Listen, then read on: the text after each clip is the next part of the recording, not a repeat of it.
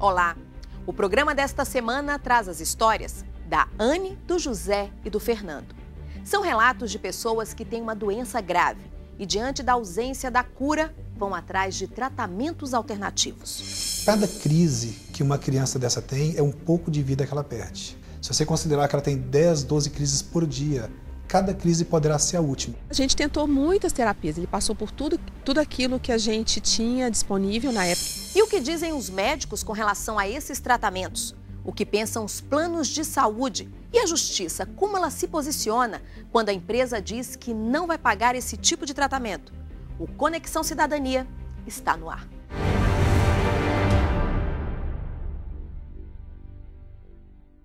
Você vai conhecer agora o Fernandinho, como é carinhosamente chamado pela família. Os pais não poupam esforços para garantir uma vida tranquila para o filho que tem autismo.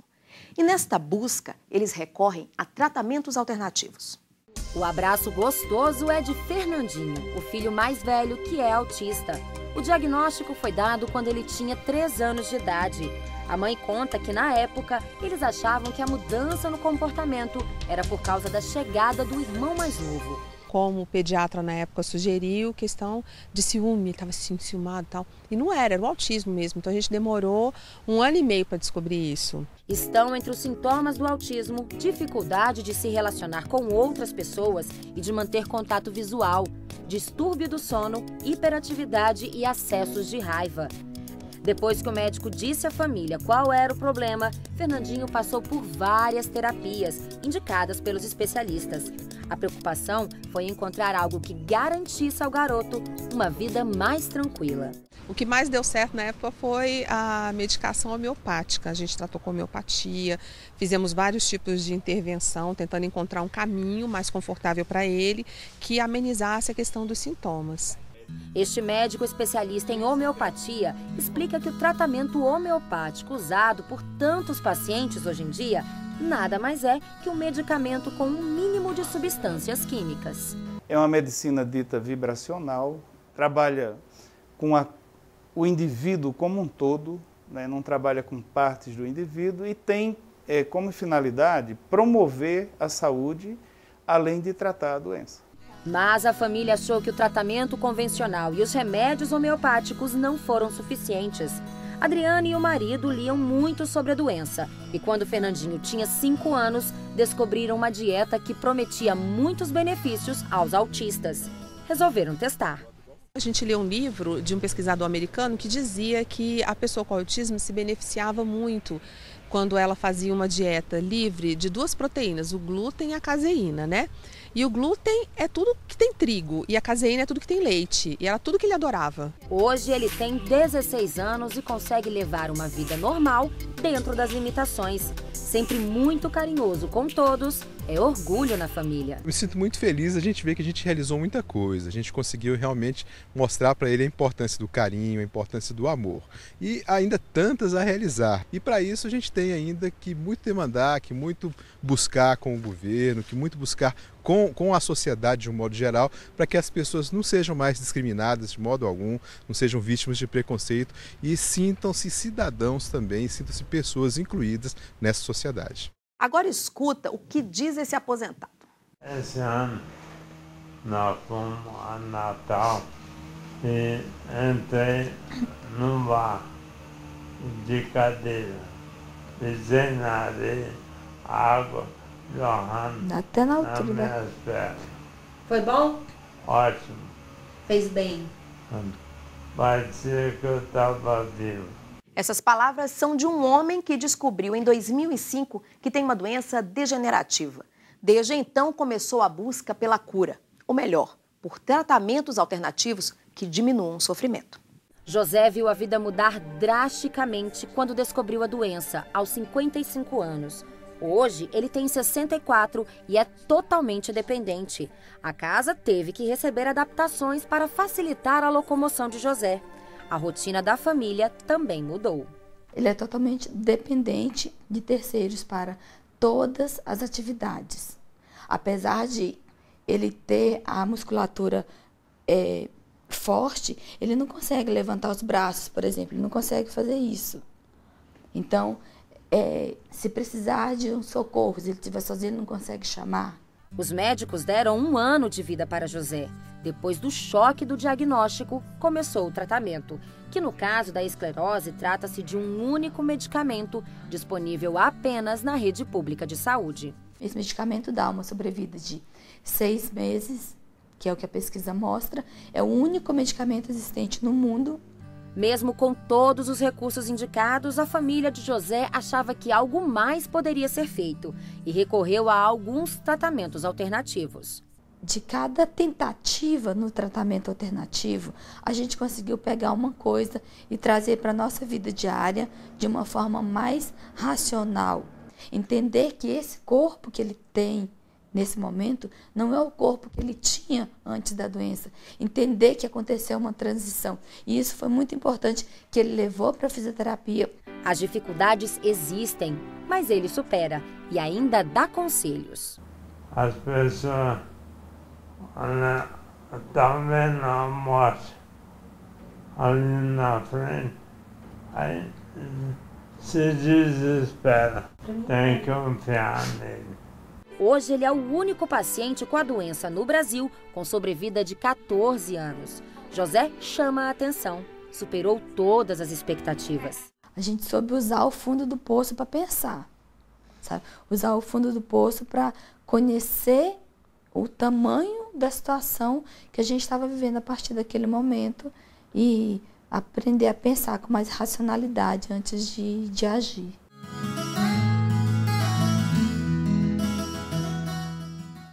E no estúdio do Conexão Cidadania estão o promotor de justiça Trajano Souza de Mello, que atua na Promotoria de Justiça de Defesa do Consumidor, e Márcio Costa Bichara, ele que é secretário de Saúde Suplementar da Federação Nacional dos Médicos. Doutor Márcio, muito obrigada pela participação. Doutor Trajano também, muito obrigada por estar aqui. Doutor Márcio, primeira pergunta. Já é realidade, os tratamentos alternativos estão aí, mas quando é que a questão, o médico entende que o tratamento é alternativo, foge ao tradicional ou convencional?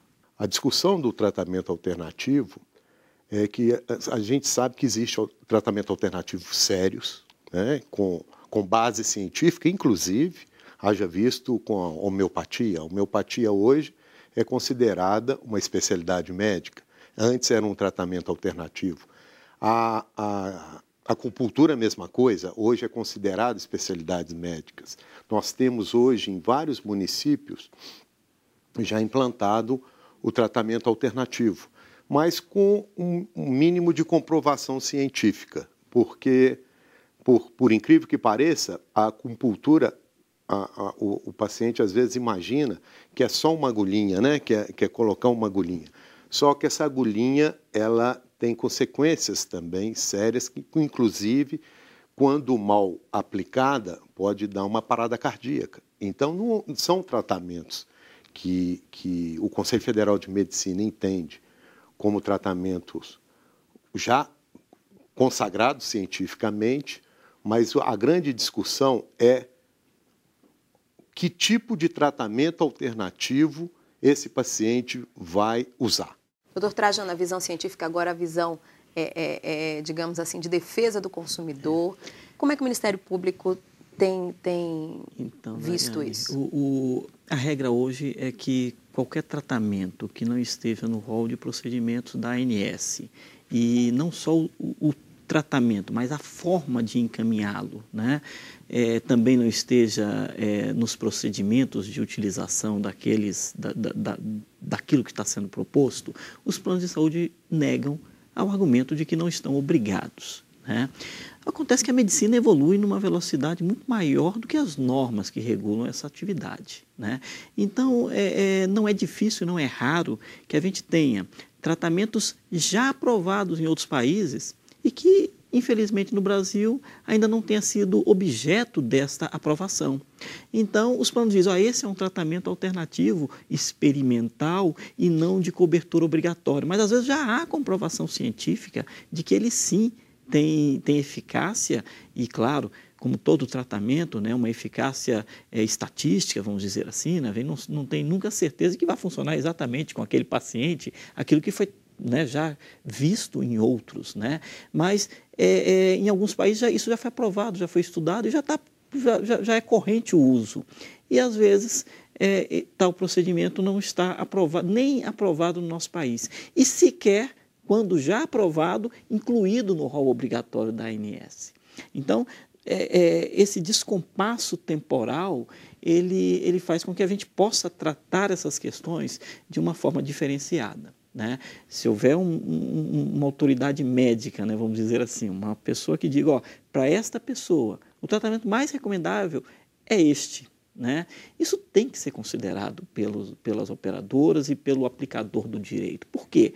Porque uma coisa é você ter normas genéricas, né? Que aí sim, a gente trata, isso aqui, genericamente é dessa forma que nós vamos tratar. Ora, para a sua condição especial, esse meu paciente tem alergia a um medicamento que é o de uso normalmente utilizado. Mas, alternativamente a este medicamento, que não está aprovado, que não tem sido feito nos países todos, ou desse outro medicamento, que traz os benefícios mesmos, apesar de ainda não estar aprovado no país. Ora, claro que o aplicador do direito, neste caso, se a negativa vem porque não é de cobertura obrigatória, a gente tem que caminhar para autorizá-lo, né? Porque aí não é experimento que está se fazendo, né? É uma constatação de que aquilo é de fato bom para aquela paciente e na peculiaridade dele.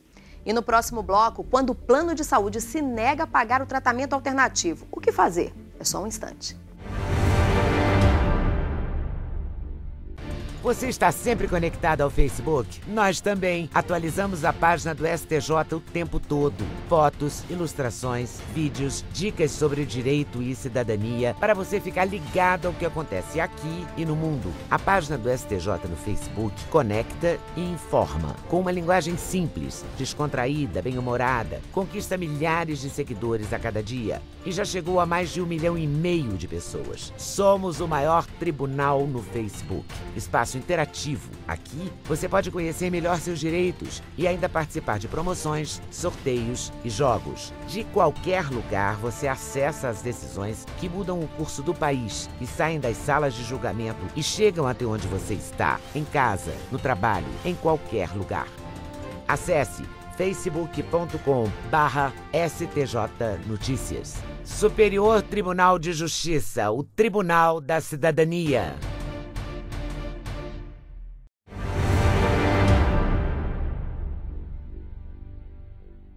Para o paciente, a alternativa pode ser a saída. Mas e para os planos de saúde? Nem sempre as empresas têm essa visão. Às vezes, elas se recusam a pagar. E aí, é hora de procurar a justiça.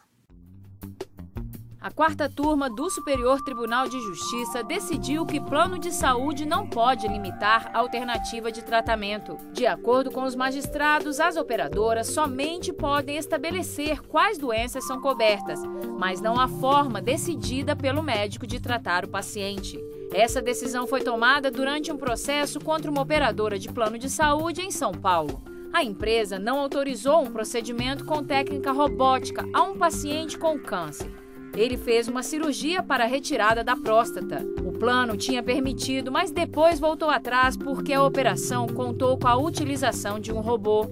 Para os ministros, o paciente não pode deixar de receber atendimento com método mais moderno por conta de cláusula contratual. Por isso, considerou abusiva a atividade da operadora. Um outro caso foi julgado pela Justiça Mineira. Uma aposentada por invalidez em função de lúpus, doença grave, conseguiu que o plano pagasse o remédio prescrito pelo médico.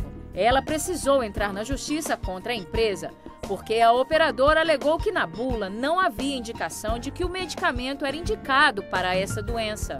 Considerou ainda que o tratamento seria experimental, de responsabilidade e risco do profissional que decidiu usá-lo. A primeira e segunda instâncias entenderam que o objetivo dos planos de saúde é assegurar ao usuário a integridade física por meio de técnicas existentes no mercado. E aí não justifica excluir os medicamentos experimentais. Afirmou também que se trata de um caso urgente. Com isso, determinou o fornecimento do remédio sob pena de pagamento de multa diária no valor de R$2.000. Os desembargadores mineiros concluíram que escolher a medicação adequada não é tarefa da empresa, e sim do médico.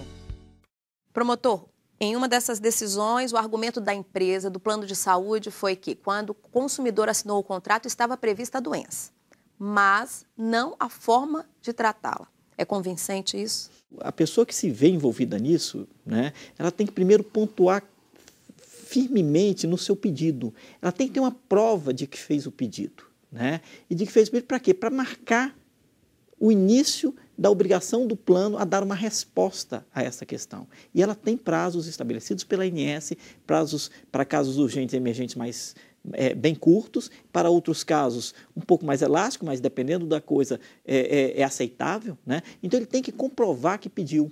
Então formatar o pedido do médico, protocolar na operadora ou pegar um protocolo na ligação que ele faça dizendo, eu estou encaminhando este pedido. Feito isso, a operadora já está sujeita a dar a resposta para o consumidor. Isso é fundamental, porque dependendo da resposta é que ele vai ao judiciário ou não. O senhor fala uma coisa delicada, falou de saúde, falou de doença, tudo é urgente. O paciente não pode esperar, a gente não sabe como que vai ser a evolução daquela doença, até porque o médico busca, às vezes, o tratamento alternativo para ter uma resposta mais rápida. E como é que fica o médico nisso, nessa situação? Como é que os médicos, a categoria age nessa situação, diante da espera de uma decisão judicial, diante da recusa de um plano de saúde? Eles têm, hoje se tem um leque maior não, esse não pode, vamos atrás de um outro. Como é que a categoria age nesse sentido? Com angústia, né? A nossa relação é com o paciente. Nós não temos relação com a operadora de plano de saúde. Né? Nossa relação é com o paciente. E a gente fica naquela angústia de procedimentos que comprovados cientificamente, que a gente solicita e que não consta no rol, não é obrigatório pela operadora. Nós mesmos, muitas vezes, orientamos o paciente a ir à justiça, que ainda é o mecanismo mais rápido. Quer dizer, naquela conversa com o paciente já sabe que a recusa já é prevista. Olha, seu plano provavelmente não vai cobrir, você já chega a esse ponto. E a justiça tem sido muito célere nessa questão. O Poder Judiciário está muito sensível às questões, sabe, Daiane? Então, o buscar o judiciário traz uma esperança muito grande, né? A angústia disso tudo é que, quando você está doente, você não tem que ir atrás de advogado, né? Você tem que ir atrás de médico. Esse é o grande dilema que a gente está vivendo hoje, né? E daqui a pouco você vai conhecer a história da Anne, um depoimento emocionante. Ela tem 5 anos de idade e uma síndrome rara. Não perca. Curtir, compartilhar, repercutir, postar. Novas conexões que ligam pessoas em qualquer lugar do mundo. Cada vez mais conectado, o Brasil é o 4º país em número de usuários das redes sociais. Sempre inovando, o Superior Tribunal de Justiça conquista milhares de seguidores na internet. A marca é resultado da linguagem simples, atraente e acessível no Twitter, no Facebook e no YouTube. Onde tem o nome do STJ, tem informação segura, confiável, tem cidadania. No Facebook, milhares de pessoas levaram a página do STJ ao primeiro lugar entre os tribunais mais acessados no mundo. No YouTube, novos programas, entrevistas, documentários e reportagens especiais. E no Twitter, informação curta, rápida, atualizada. YouTube, Twitter, Facebook, o Superior Tribunal de Justiça acredita nas redes sociais e leva a cidadania até você. Superior Tribunal de Justiça, o Tribunal da Cidadania.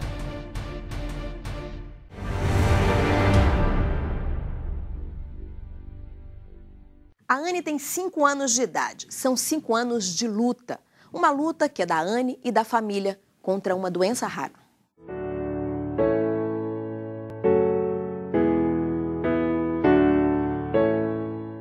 A Anne tem 5 anos e uma síndrome rara, a CDKL5. A doença não tem cura e causa epilepsia grave. A primeira convulsão foi aos 45 dias de vida e logo vieram outras, cada vez mais frequentes.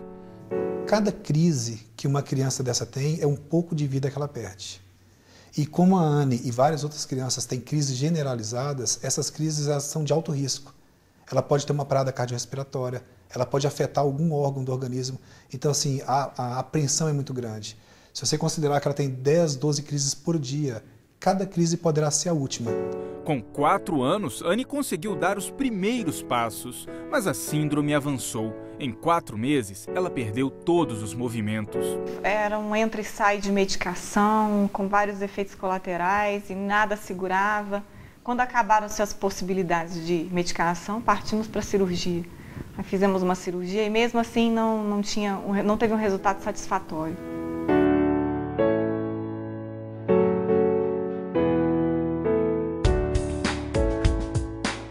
Foi neste período que a família conseguiu o diagnóstico da síndrome e aí começou uma outra luta. Ir atrás de informações a respeito da CDKL5. Foi pela internet que os pais da Anne trocaram experiências com outros pais que enfrentam a mesma situação. Pois é, a família recebeu o diagnóstico de uma síndrome, de uma doença sem cura, mas nada de informações. E nessa conversa com outros pais que passavam por situações semelhantes, olha só o que os pais da Anne descobriram.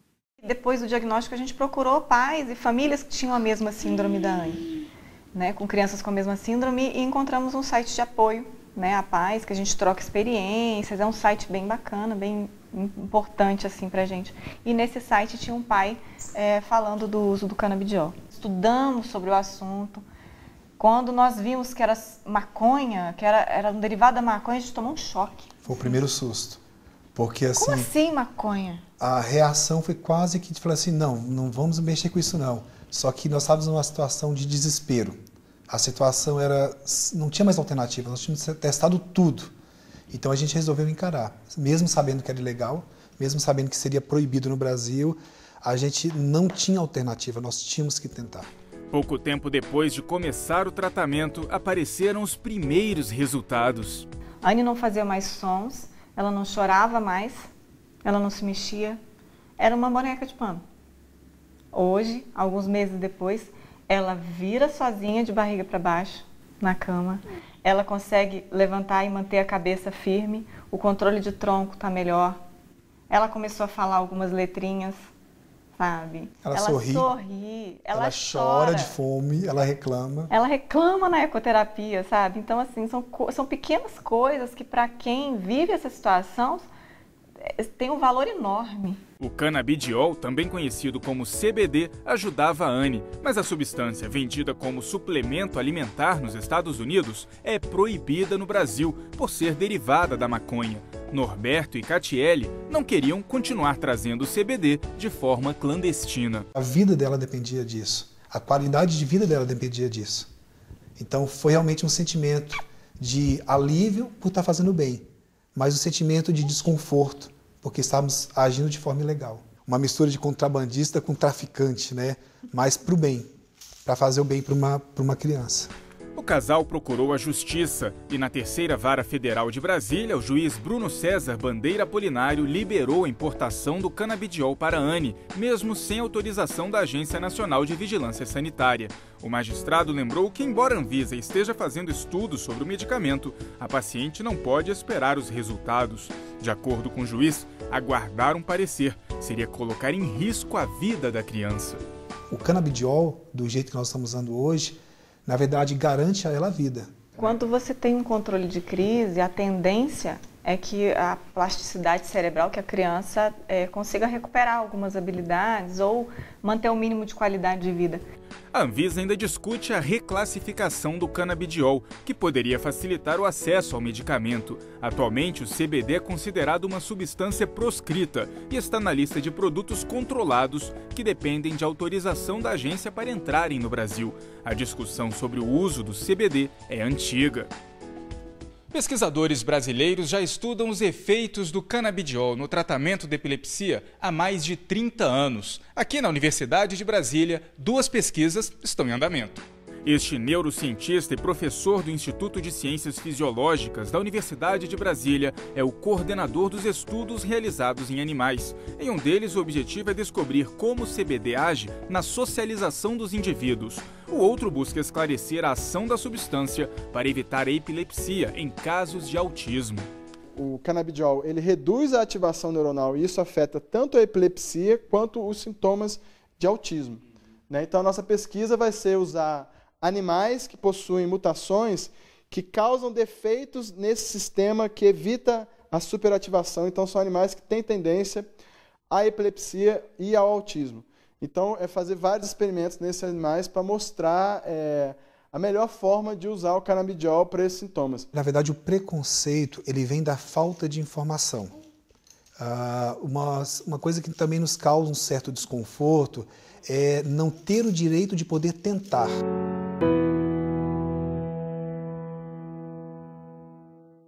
Doutor Márcio, forte isso a mãe dizer, né? Maconha para minha filha. Esse caso da Anne. se repete rotineiramente na medicina, os médicos se deparam com uma droga, prescrever uma droga, que às vezes alguém pergunta, tem alguém louco nessa história? O uso da maconha, ele acontece há vários anos, já nos Estados Unidos. Há mais de 10 anos se usa a maconha como tratamento anteriormente para aqueles pacientes com patologias tipo câncer, que o paciente sentia muita dor.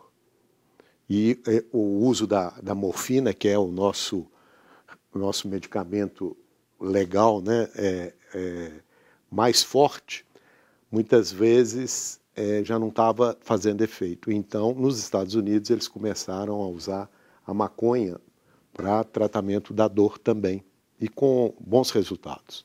O medicamento surgiu esse impacto, por quê? Porque aproveitaram para lançar na discussão a liberação da droga, que não tem nada a ver com a questão da... Então, a gente tem que afastar muito essa discussão. Droga ilícita é uma situação, os medicamentos derivados desses compostos é outra completamente, né? Então, se a gente for maduro o suficiente para discutir essa questão, a gente vai ter avanços razoáveis, né?